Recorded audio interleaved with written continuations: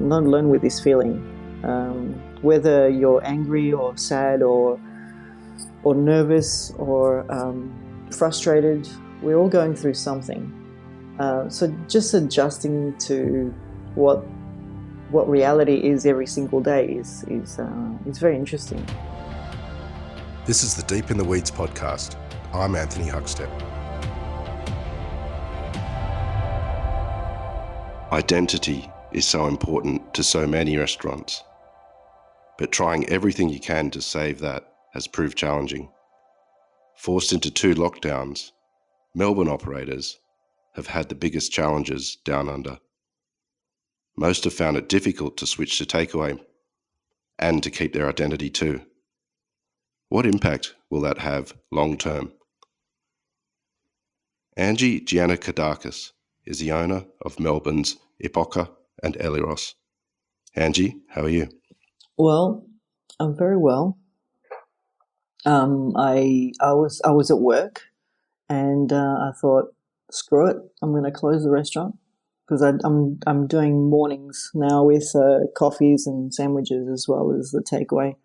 So I thought I'd close it, and drive home. And for some strange reason, Punt Road was full of traffic, and it made me smile. Yeah, it made me smile. And I thought, wow. Well, you've had some good news in the last 24 hours. There is an actual date earmarked for the restaurant industry to open in the CBD. How did that make you feel? It was joyous at the same time. I was quite anxious about that as well, because it means that whatever we have in place right now must change. I don't know how that's going to happen, but a lot of cleaning, a lot of rearranging, a lot of menu compilations, furniture being bought, changed over, plates taken out of cupboards, packaging put away in cupboards. It's going to be interesting how to do all this, I must admit. Not that we're actually used to this. How are you feeling about the time frame given and how much energy it takes to open a new restaurant, which a lot of people are saying to reopen feels a lot like opening the restaurant for the first time again? Well, I've been living with this. It's been quite nerve-wracking just thinking about it every single day and thinking, okay, are we going to open? Are we not going to open? And obviously my restaurateur peers also have been applying lots of pressure towards the premier. And everybody's got a different opinion on the subject matter. For me, I've been scrolling menu ideas at the same time as thinking about how we're going to place ourselves in the restaurant with 10 people, 20 people. Do we do takeaway? Do we still offer the grocery store corner store thing that we've been doing, like a milk bar? Do we still do coffees in the morning? Do we there's just so many questions. And do we need to employ more staff now? Is it going to be enough? Are we going to have enough money? Are we going to survive the next 2 weeks? It's so how do I feel? I actually haven't slept. I have not gone to bed yet. So I'm hoping that at some point today I'm going to fall asleep. So I'm Well, hopefully it's the end of this conversation. I've still got a little bit of work to do, but it's I'm not sure if you can call it some type of PTSD that we're all going to be going through, or there's some type of trauma associated with COVID, especially for Melbourne. But I'm not alone. I'm not alone with this feeling. Whether you're angry or sad or nervous or frustrated, we're all going through something. And of course, there's this underlying sadness as well that goes with it. And you have these sudden bursts of crying, and then you have this laughter because it's just so horrific and just so ridiculous at the same time. So just adjusting to what reality is every single day is very interesting, and goes to show that an industry like hospitality is probably best suited to something like this. And thank God it happened to Melbourne, because I don't think any other city could have dealt with it the way that we do. Identity is so important to the success of a restaurant, and your restaurants certainly carry an incredible identity and persona. What has it been like in the last 7 months to have that altered and out of your hands, and how have you adapted to that? Well, I keep on thinking about one thing, and that's what does the restaurant do? What is it? Why does it exist? What's the purpose behind a restaurant? And it always just comes back to the same thing: is not necessarily just to look after people, but we're the people that look after the community. We're the ones that put a smile on your face, and we're the ones that give you a bit of a talking to. And I've been talking to my my neighbours next door, and there's a couple of good stories, but definitely there's one customer that came in one day and wasn't feeling great. I said, just do this superwoman stance, you'll be fine. 2 minutes, and maybe in the sun, you'll be fine. And, it just pepped her up, and I thought, okay, we've done something good here.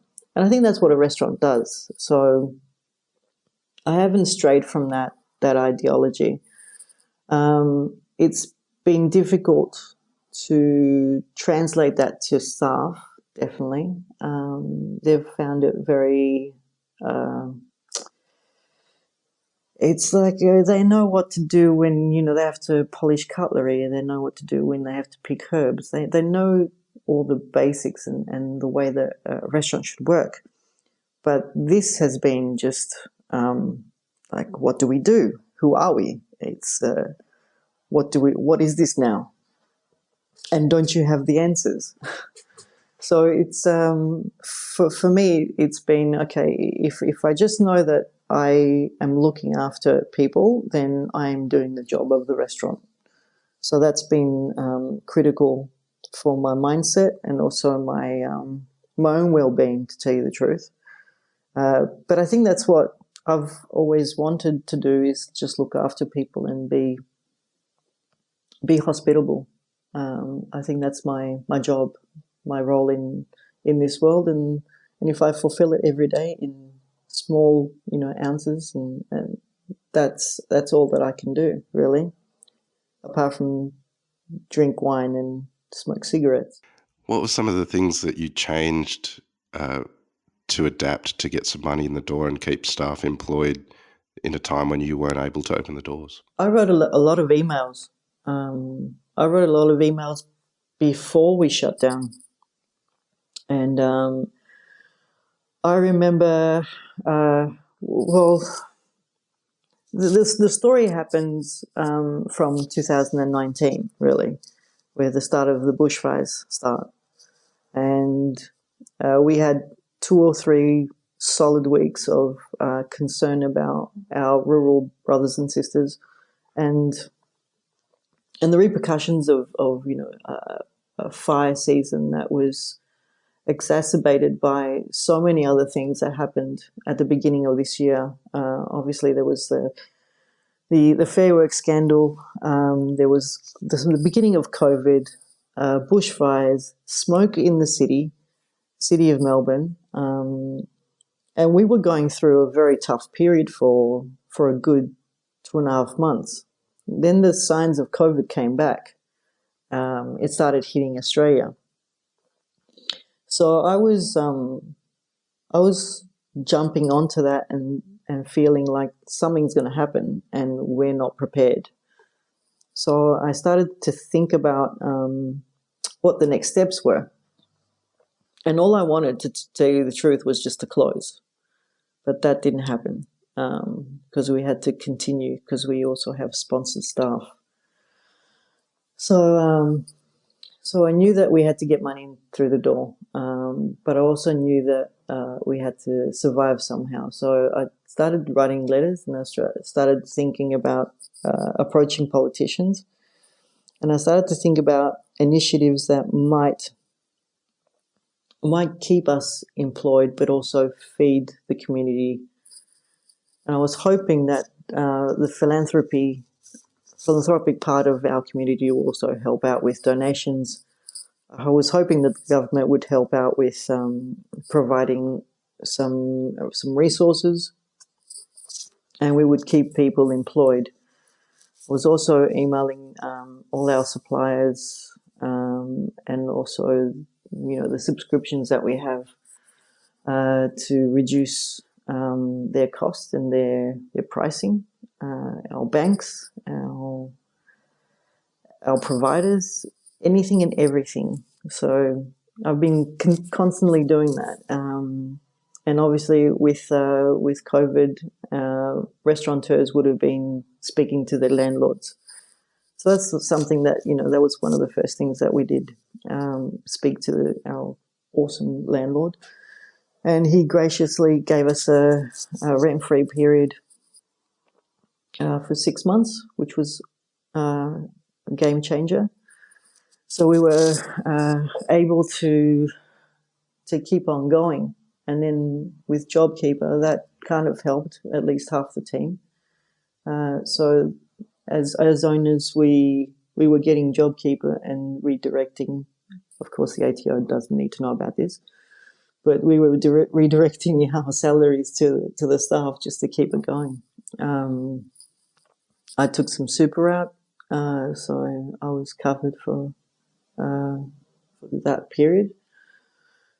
So there's a lot of things that you do, and then you start thinking, okay, I'm okay now. Start calling friends, start calling mates. Are you okay? Do you need anything? Do you need food? We have food. We have food. We've frozen some things. We're cooking some things. Do you need some wine? We've got lots of wine. I haven't sold that much wine this year, so I've got a cellar of probably about $60,000 to $65,000 of stock in wine. So we're a small restaurant, so I haven't sold much this year. So I've got plenty of wine, good Pinot, good Chardonnay. I've even got probably 2 lines of Sauvignon Blanc. If anybody needs it. So.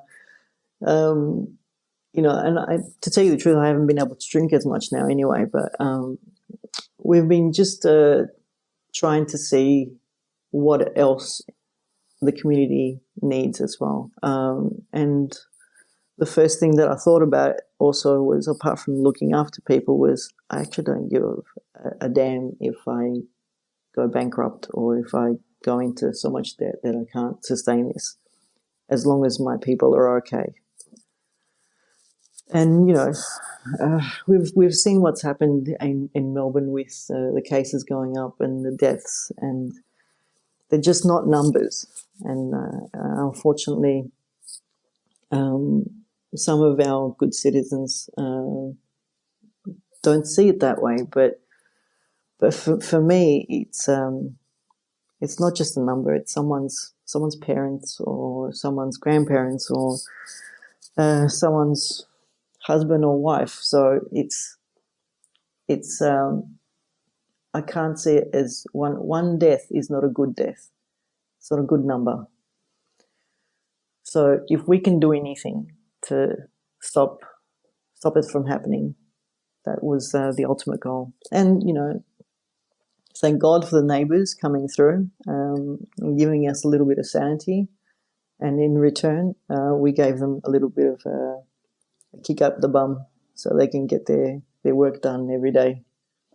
Yeah, take your coffee and get back to work. It was it was pretty cool, actually.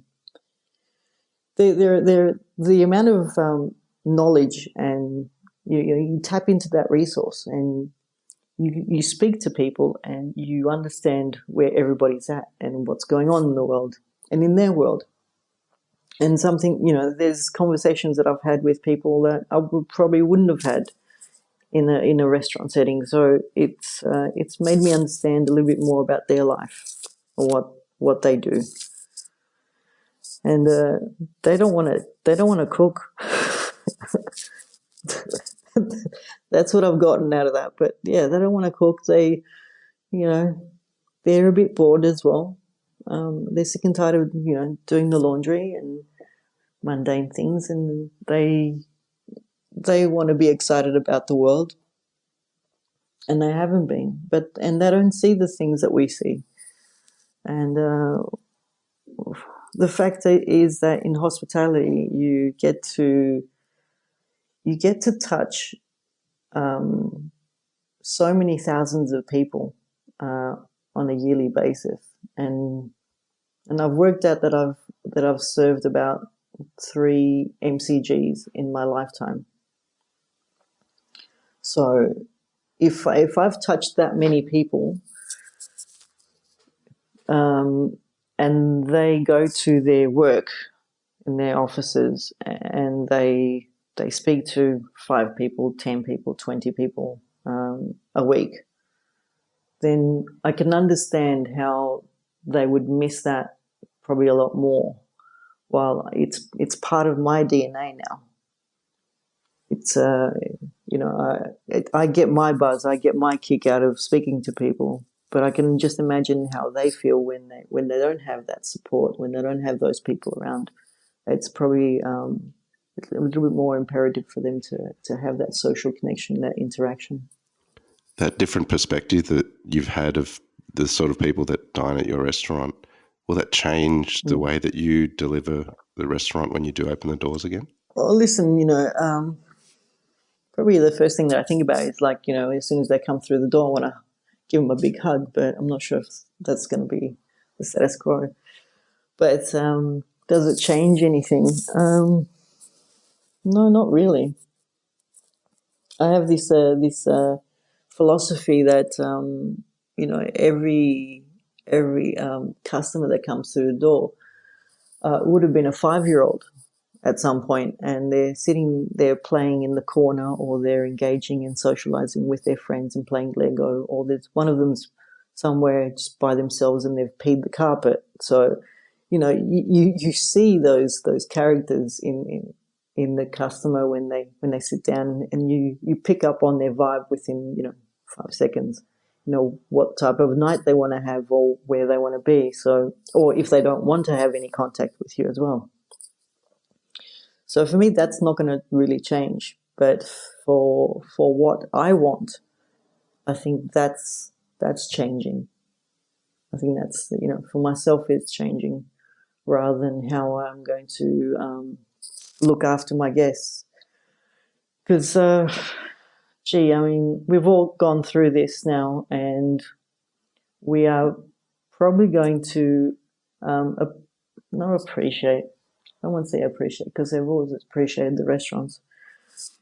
But there's going to be a little bit of nostalgia with every session, and I think they're going to be thinking, last time I had this was about a year ago, or last time I had steak cooked this way, or last time I had dark fat potatoes, it was a year ago.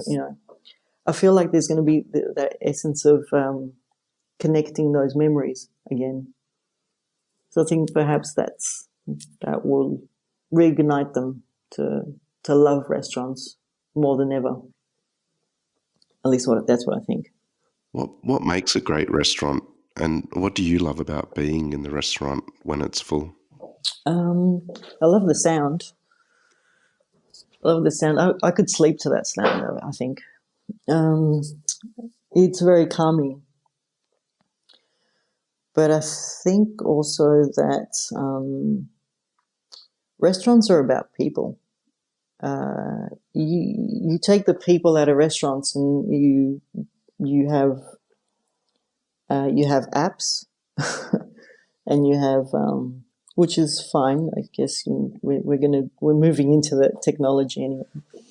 But you and don't get me wrong, I love chefs, but they do food. They do food very well. but they don't interact. And it's the service part of the restaurant that's exciting. But the inspiration does come from the kitchen, but the delivery and the appreciation comes from the service. And you might come for the food, but you'll stay for the service anyway. I'm sure that you've heard that before. But I think it is about the people, and you can tell a good restaurant because you can see it in the face of the service, whether the kitchen is nice to you or not. And I think that makes a difference. And being looked after by people, that's what we're there for. I mean, we're not servants, definitely, but we're there to serve. We're there to look after you. We're there to give you that experience. That the translation of what the story behind the food is, and the story behind the purpose of the restaurant. And that's what I think it's basically the people. How did you get a start in the industry? I curse the day. I was. I've always. I'll go back to when I was 8 years old. It was the Fish House restaurant on Chapel Street, and my sister's 13 years older than I am, and she used to go out with a group of friends. She was married, and they were all like couples. And she said, "Do you want to come along?" And I said, "Yes," because I love my sister. And she said, "Okay, but it's a restaurant. It's a nice restaurant, so you have to dress up."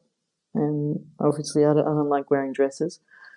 But I dressed up, and we went, and there was 5 couples and me. And I sat there and I was looking around. I was very, very intrigued by the waiter. And I could see the waiters moving around, bustling around, and they were just really intriguing. And they would stand up really nice and tall, and they were just very gracious.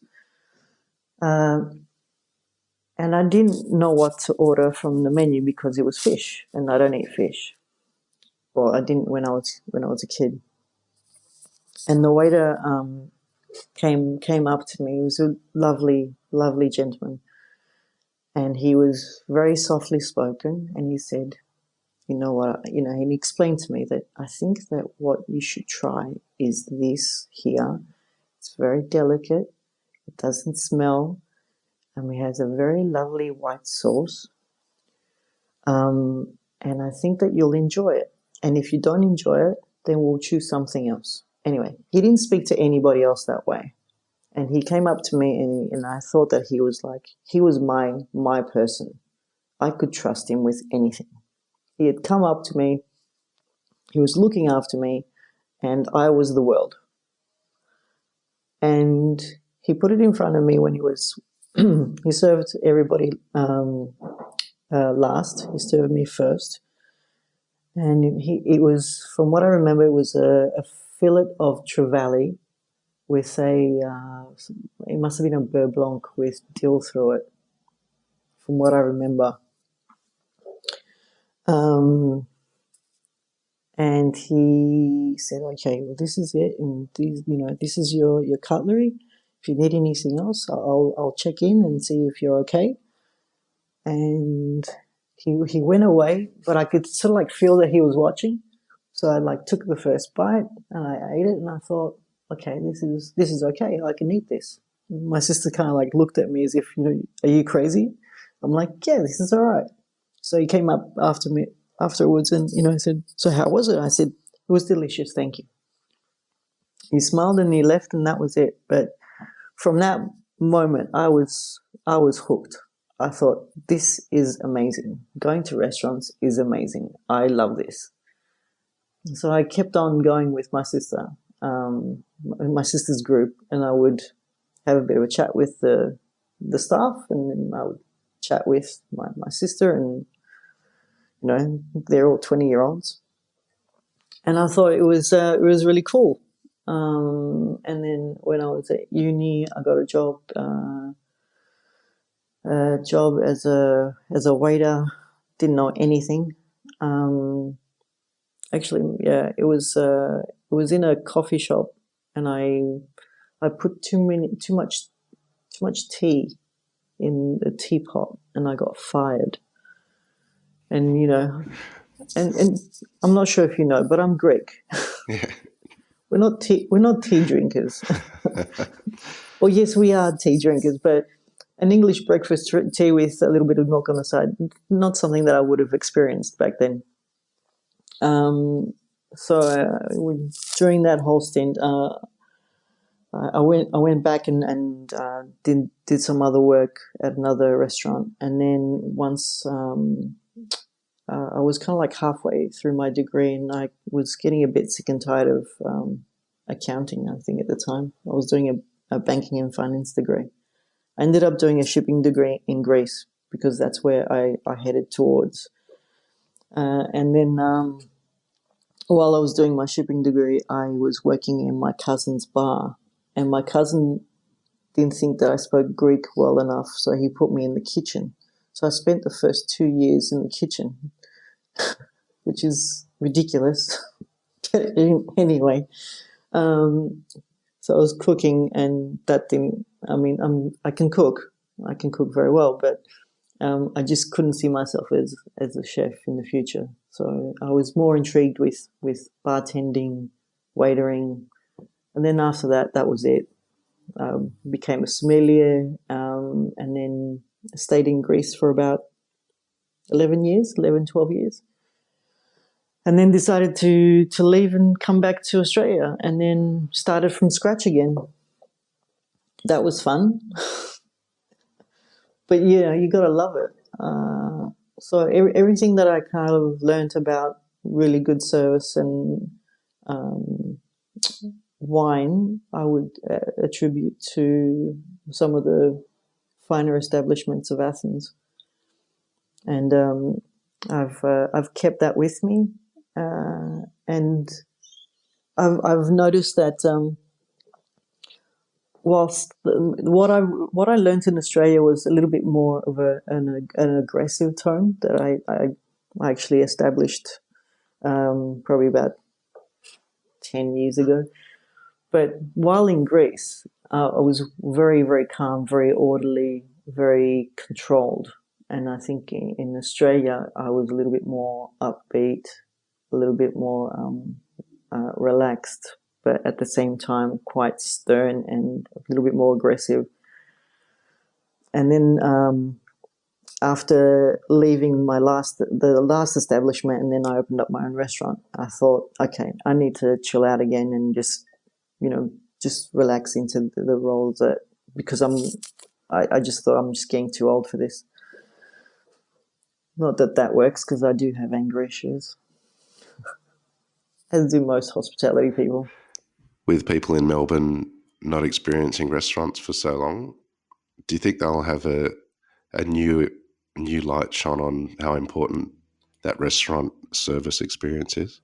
I think that I just think that they've missed restaurants. They've missed their get-togethers, and we're very fortunate in Melbourne because there's so many good restaurants, and there's so many different cuisines that you can have, and also like so many different price points, and I think that's been the good and the bad and the ugly part of the industry, is that there's just so many that you could experience anything and everything, and to not have that opportunity to socialize and not do the dishes, that's must have shattered them. So I think I think they'll come back with a vengeance, but I think also that they'll be quite wary for the next 6 months to a year, how they spend their money. I think that's what we we probably need to be thinking about is that, you know, as much as we've all thought that middle range dining is almost dead, I think it just might make a resurgence because I don't think people can afford it. And as much as, you know, we need to save restaurants like Attica, because it's also, you know, Anbray and our good restaurants, they need to be saved because they're the beacons of our world, of our hospitality world. So I think as much as you know, people do enjoy fine dining, they do live in the mid-range dining quite a bit. And you know, aren't you going to go down Victoria Street, Chinatown? Aren't you going to want to go down to Box Hill or even Lygon Street? Aren't you going to want to experience all those things again? Or even, you know, even if you can't get there, aren't you going to want to go to just get an ice cream or sit down and have a coffee? You're still going to want to go to your local cafe, but even your local cafe is doing some really good food now anyway. So I feel like yes, they're going to be going out. Yes, they're going to be experiencing hospitality again, but I think they're going to be quite mindful about how many times they're going to be going out and how much they're going to be spending. So I think that's what we should all be thinking about as well.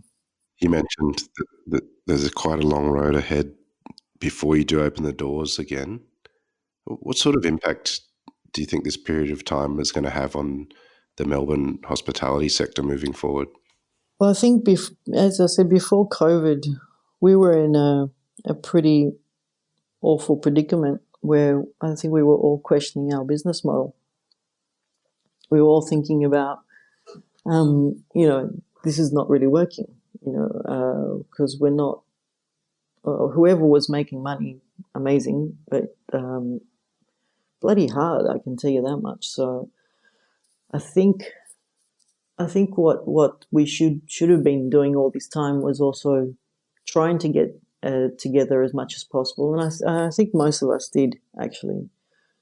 But to discuss and also go forward with a different business plan, we've been suffering from, you know, this financial anxiety that I think that's not going to be we're not going to be rid of.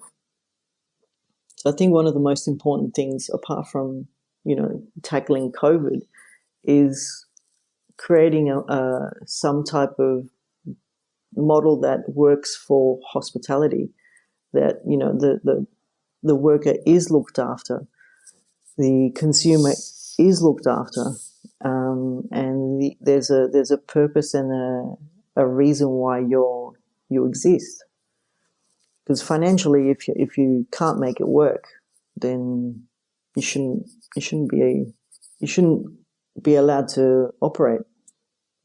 And if you don't know how to operate, then you shouldn't be allowed to do it anyway. But just before COVID, I was thinking that we should be probably a little bit more regulated as far as licensing is concerned, and so many people take on directorships without actually understanding what they are, or they don't know what the repercussions are of, you know, even what does the BAS statement look like, or, you know, what their responsibilities are as a licensee. So these are all the things that I think about, and if we can't get certain things right, you know, and we did go into just before COVID with Fair Work scandals left, right, and centre. So, and the last thing that you want to see is that people are being taken advantage of, or they're not being paid right.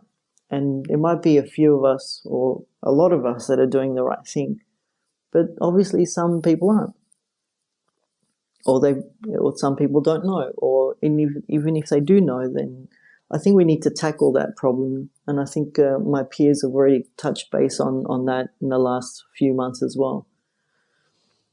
But there needs to be a solution to that. Well, Angie, you have got a date, and the restaurants at this stage are going to open up again at the beginning of November.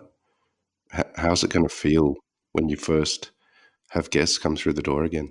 I know for myself there'll be a little bit of a nervous giddiness welcoming the first couple of people. But it's I'm also in the back of my head. I'm also thinking how are we going to make this work? Because we've been discussing, having 10 people downstairs and 10 people upstairs, and perhaps a few people outside, which as yet our permits haven't come through yet, or our grants, for that matter. So, how's it going to feel? Yeah, I'm nervous. I would say that I'm shitting myself, really. I'm not worried about how I'm going to serve, and I'm not worried about what we're going to be serving, and if anybody's going to, then no one's going to go hungry. Everybody's going to get looked after. It's how it's going to happen. I know why it's happening, but I don't know how.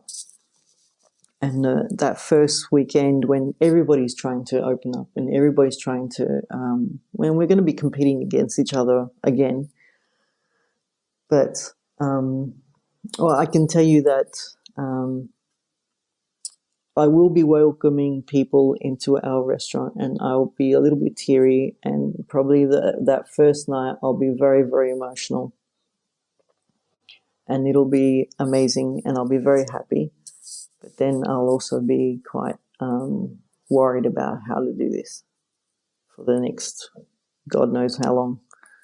So that's in the back of my head. I'm thinking about it, and that announcement yesterday just made me really nervous, as much as it was very exciting.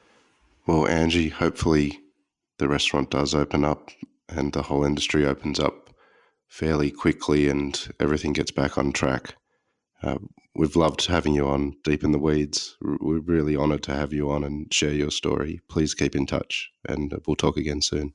Thanks, Anthony, and thank you for allowing us to have a platform to tell our stories. And it's so nice that someone like you, a reviewer, but also someone who's a friend of hospitality, is doing this for us.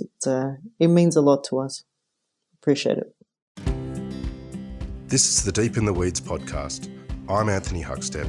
Stay tuned as we share the stories of Australia's hospo community, suppliers and producers in search of hope during this pandemic. Special thanks to executive producer Rob Locke for making this all happen. Follow us on Instagram at Deep in the Weeds Podcast, or email us at podcast@deepintheweeds.com.au. Stay safe and be well.